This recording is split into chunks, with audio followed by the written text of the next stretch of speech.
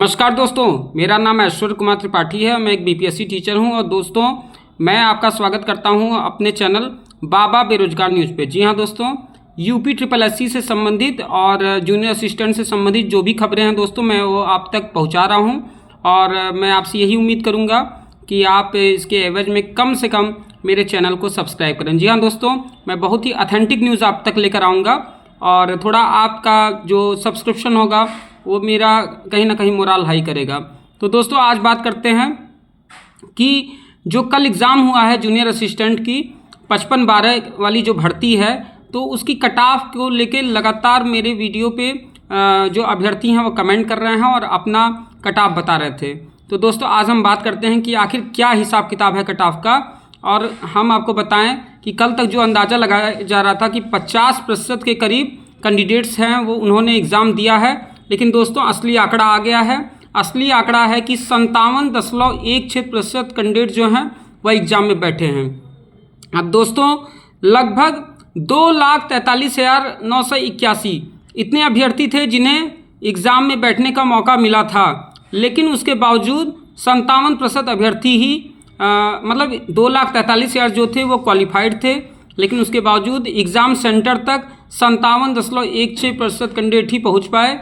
और उस हिसाब से अगर आप देखें तो 1,39,462 अभ्यर्थी जो हैं वह एग्ज़ाम हॉल में जाकर एग्ज़ाम उन्होंने दिया है और लगभग 1,04,519 अभ्यर्थी जो हैं वह एब्सेंट हुए हैं। तो दोस्तों ये आपके लिए खुशी की बात है कि जो लोग एग्ज़ाम में बैठे थे उन्हें कंपटीशन का सामना कम करना पड़ रहा है, क्योंकि कहीं ना कहीं दोस्तों आप लकी हैं। जी हाँ दोस्तों, आप कहीं ना कहीं बहुत ज़्यादा लकी हैं कि कल ही क्या हुआ है कि पीसीएस मेंस की भी एग्ज़ाम शुरू हुई है। अगर दोस्तों पीसीएस के बच्चे अगर इसमें बैठ जाते जूनियर असिस्टेंट में, तो कहीं ना कहीं दोस्तों आपका जो कट ऑफ है वो बहुत ज़्यादा चला जाता और आपको बहुत ज़्यादा नुकसान होता।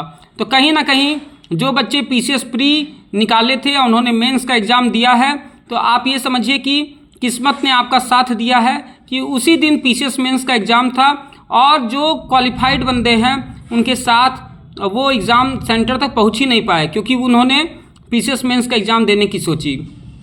अब दोस्तों हम बात करते हैं कि असली खेल क्या है। जी हाँ दोस्तों, जैसा कि आप अपने सामने देख रहे होंगे, असली खेल दोस्तों टाइपिंग का है। दोस्तों आप कितने भी नंबर लेकर आ जाएं जूनियर असिस्टेंट में, अगर आप टाइपिंग में कमज़ोर निकलेंगे तो कहीं ना कहीं आपको आयोग छांट देगा। जी हाँ दोस्तों, जब भी वह टाइपिंग के लिए बुलाएगा तो आपको हिंदी और इंग्लिश की जो टाइपिंग है उसमें परफेक्शन दिखाना होगा। तो इसीलिए मेरा ये मानना है कि आपको आज से ही जोर डालना शुरू करना चाहिए और टाइपिंग पे कहीं ना कहीं और अपनी जान लगा देनी चाहिए, क्योंकि दोस्तों जितनी भर्ती आई है, जैसा कि दोस्तों आपको दिख रहा होगा कि 5,512 ये दोस्तों ये जो भर्ती है ये बहुत बड़ी भर्ती है। जूनियर असिस्टेंट में इतनी भर्ती कभी नहीं आई है। 5,512 बहुत बड़ी भर्ती होती है। और अगर आज के समय में, जैसा कि मैं पहले भी कहता हूं कि उत्तर प्रदेश में जिस तरीके से हर तरफ बेरोजगारी का आलम है, उसमें इतनी बड़ी भर्ती वो भी सरकारी बाबू का, तो इसमें तैयार रहना चाहिए दोस्तों। आपको ये जानना चाहिए कि ये सबसे अच्छा मौका है। और जहाँ तक रही आज हम बात करेंगे कि असली जो कट ऑफ है, क्योंकि कहीं ना कहीं जो अभ्यर्थी एग्ज़ाम देकर आए हैं वो बहुत ज़्यादा परेशान हैं। उनको बार बार इसी बात की टेंशन हो रही है कि मेरा तो नंबर इतना बन रहा है, मेरा नंबर इतना बन रहा है, तो हम क्या करें। तो दोस्तों आज हम बात करेंगे, फिर से मैं आपको कट ऑफ के बारे में जिक्र करता हूं, क्योंकि मैंने बहुत सारे कट ऑफ की एनालिसिस की है, क्योंकि बहुत सारे बच्चे जिन्होंने मुझे मैसेज किया है और मैं बहुत सारे अभ्यर्थियों से पर्सनली मैं जिनको जानता हूं उनसे मैंने पेपर एग्ज़ाम में मैंने उनसे पूछा है कि उनका नंबर कितना बन रहा है। उसी आधार पे मैंने कट ऑफ बनाया है। अब देखते हैं कि कट ऑफ है क्या और कहाँ तक कट ऑफ जाएगा। दोस्तों मैं जो आपको खबरें दूंगा वो बिल्कुल जेन्युइन दूंगा।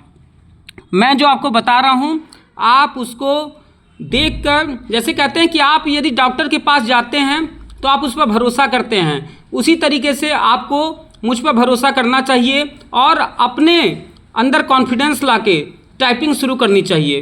तो दोस्तों जैसे हम शुरू करते हैं हिंदी की, हम जहाँ तक बात करें तो दोस्तों जैसा कि कल मैंने बताया था कि 18 से 21 मैंने बताया था, लेकिन दोस्तों ये भी है कि कई बार जल्दीबाजी में हिंदी में लोगों ने कुछ गलतियां भी की हैं और कुछ बच्चे अच्छा भी किए हैं। तो जहां तक बात रही हिंदी की, तो हिंदी में 16 से 23 के बीच में अभ्यर्थी करने में सफल रहे हैं। ये मैं उन अभ्यर्थियों की बात बता रहा हूँ जो जेन्युइन अभ्यर्थी हैं। और दोस्तों उसके बाद आता है यूपी स्पेशल। जी हाँ दोस्तों, यूपी स्पेशल में लगभग 6 क्वेश्चन से लेकर 10 क्वेश्चन के बीच में अभ्यर्थियों ने किया है। बात रही रीजनिंग की, तो रीजनिंग में 6 क्वेश्चन से लेकर 10 क्वेश्चन के बीच में अभ्यर्थियों ने किया है। कंप्यूटर में चूँकि दोस्तों कंप्यूटर का पेपर भी बहुत टफ आया था दोस्तों, ये पेपर आसान नहीं था। जो लोग कह रहे हैं कि पेपर आसान है या मॉडरेट है वो झूठ बोल रहे हैं। अगर यूट्यूब पे वीडियो बनाना अलग बात है, लेकिन जो रियलिटी बेसिस है, या तो उन्होंने कभी कंपटीशन दिया नहीं है या तो उन्हें इस बात का नॉलेज नहीं है।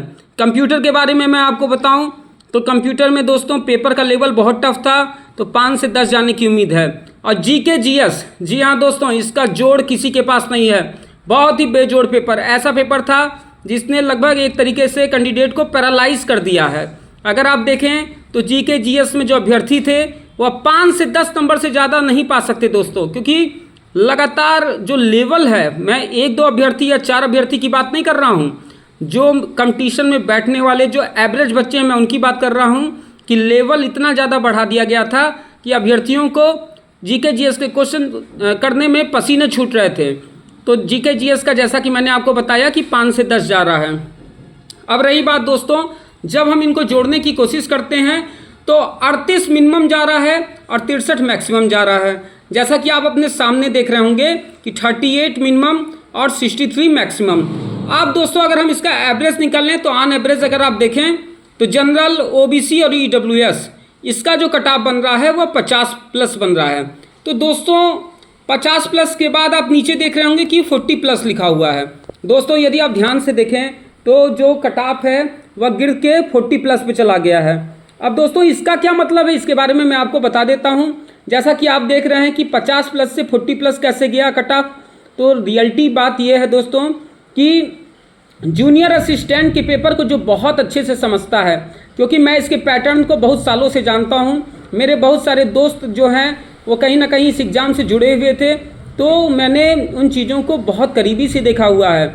आप चाहे जूनियर असिस्टेंट में 74 नंबर लेकर आएँ, चाहे आप क्या कहते हैं 40 नंबर लेकर आएँ, लेकिन जब टाइपिंग की बात आएगी तो कई बार 74 नंबर वाला पिछड़ जाता है और 40 नंबर वाला सेलेक्ट होकर सरकारी बाबू बन जाता है। जी हाँ दोस्तों, वो एक ऐसे मुकाम पे चला जाता है और मेरिट वाला केवल मेरिट बनाकर रह जाता है, क्योंकि जूनियर असिस्टेंट केवल यह देखता है कि क्या आप टाइपिंग में मास्टर हैं कि नहीं हैं। अगर आप टाइपिंग के हीरो हैं तो निश्चित तौर पे वो आपको खुले दिल के साथ स्वीकार करेगा, लेकिन अगर आप टाइपिंग में ढीले निकले तो कहीं ना कहीं वह आपको अपने से दूर कर देगा।